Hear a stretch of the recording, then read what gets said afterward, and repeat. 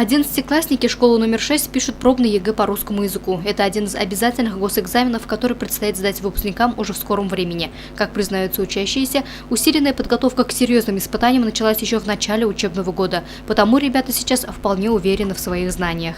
Если весь год тренируешься, решаешь тесты, занимаешься, пишешь сочинения, читаешь что-то, нарабатываешь, то, конечно, уже и уверенности больше. В этом учебном году в Сибае будут сдавать ЕГЭ 430 человек. Из них 387 – выпускники этого года, 40 – выпускники прошлых лет, 3 студента СУЗов, 1 старшеклассник, обучающийся дистанционно. Первый экзамен ученики выпускных классов сдадут уже 25 мая. Рейтинг по выборочным экзаменам выглядит следующим образом.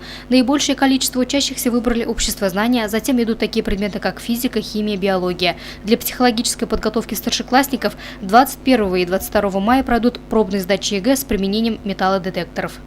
Сдача экзамена по предмету математика на 2 уровнях, профильный и базовый уровень. Отрадно отметить, что профильный уровень выбрали большое количество выпускников. Есть выпускники, которые выбрали и профильный, и базовый уровень.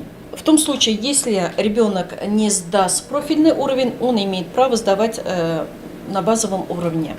На получение аттестата влияют минимальные пороги 2 обязательных экзаменов – математики и русского языка. В случае, если выпускником не преодолен минимальный порог по предметам на выбор, пересдать ЕГЭ можно будет после 1 сентября. Иностранные языки сдаем тоже в 2 этапа – устная часть и письменная часть. Общие 100 баллов ребенок имеет право в том случае, если сдает обе части. И в этом году первый раз на базе наших пунктов проведения ЕГЭ сдают устную часть по иностранному языку выпускники Абзелиловского района, Хайбулинского района, Баймакского района. В общем количестве 79 человек.